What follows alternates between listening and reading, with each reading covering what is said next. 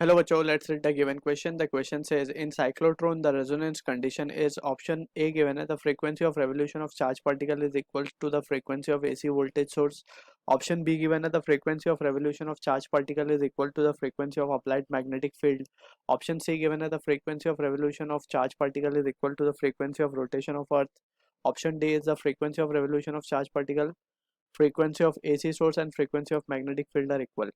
So about cyclotron, we must understand as a key concept,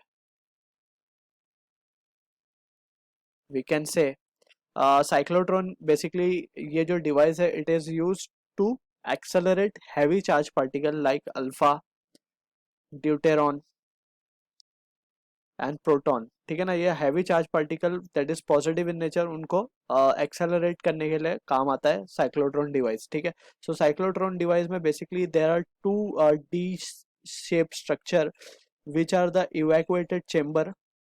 ठीक है, और इनके बीच में हम एक हाई ऑसिलेटिंग इलेक्ट्रिक फील्ड या फिर एक वोल्टेज सोर्स अप्लाई करते हैं ताकि ये क्या इनका फंक्शन ये होता है, it is high frequency voltage source basically.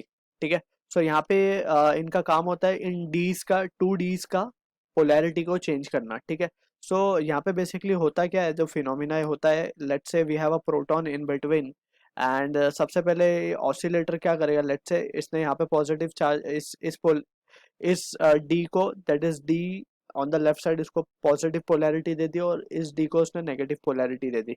Right, अब इससे क्या होगा, एक इलेक्ट्रिक फील्ड जनरेट हो जाएगी फ्रॉम पॉजिटिव टू नेगेटिव. सो इससे ये जो चार्ज पार्टिकल है it will experience a force in this direction, क्योंकि हमें पता है कि पॉजिटिव चार्ज एक्सपीरियंस करता है force in the direction of electric field. Right, also we can say हमने एक मैग्नेटिक फील्ड लगा रखी है ऊपर से which is uniform in nature. ठीक है, मैग्नेटिक फील्ड यहाँ पे यूनिफॉर्म है, जस्ट ऊपर से अंदर की तरफ लगा रखी है हमने.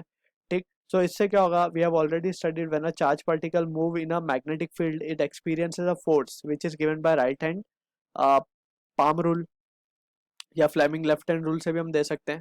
ठीक है, सो वो फोर्स का फॉर्मूला बेसिकली क्या है, F bar equals to q v bar cross B bar. So v bar cross B bar से भी उसका डायरेक्शन हमें मिल सकता है. So better we will use right hand palm rule. Right hand palm rule में क्या करना है, thumb in the direction of the positive charge and finger in the direction of velocity, finger in the direction of magnetic field. So palm face of right hand will give the direction of force. So in this case force will be in the upward direction. So ये ऊपर की तरफ circular path में आ जाएगा. ठीक है, and to be precise in a uniform circular motion ये आ जाएगा. The moment ये इस D से बाहर निकलेगा, so इस ये जो फ्लक्चुएटिंग सोर्स है इसको अपनी पोलैरिटी चेंज करनी होगी, तुरंत इसे ये पॉजिटिव बनाना होगा और इसे नेगेटिव बनाना होगा. राइट, जब भी वी कैन से कि this charge will accelerate on this side, जब भी इलेक्ट्रिक फील्ड अब फ्रॉम राइट टू लेफ्ट होगी और तभी ये चार्ज पार्टिकल इस तरफ आएगा, फिर again it will experience a force और इस टाइम फोर्स होगी इस तरफ डाउनवर्ड. सो ये इस तरफ वापस एक सर्कुलर पाथ लेगा, then again it has to change its polarity, इसको अगेन ये पॉजिटिव या नेगेटिव करना पड़ेगा, then again it will enter to this और इस तरीके से स्पाइरल पाथ ये लेता जाएगा और इट्स कंटिन्यूसली उसकी स्पीड जो है इंक्रीज होती जाएगी या फिर it continuously keeps on accelerating. So यहाँ पे एक चीज हमें समझ में आ रही है कि जैसे ही ये डी के बाहर आता है तो पोलैरिटी को चेंज होना पड़ता है. ठीक है, so that's what the condition of resonance is.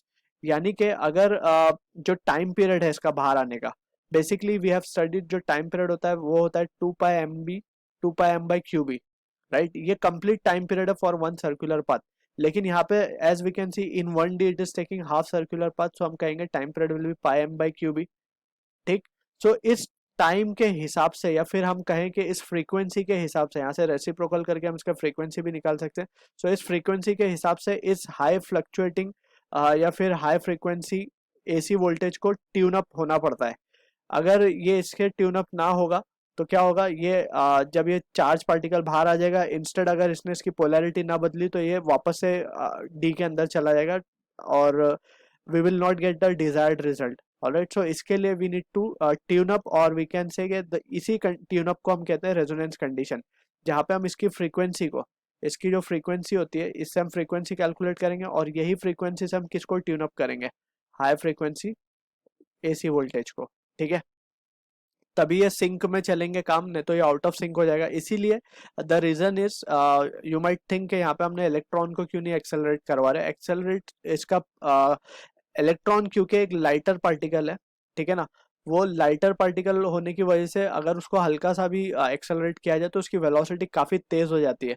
तो उस वेलोसिटी के साथ इस हाई फ्रीक्वेंसी एसी वोल्टेज को सिंक करना इज एक्चुअली नॉट पॉसिबल।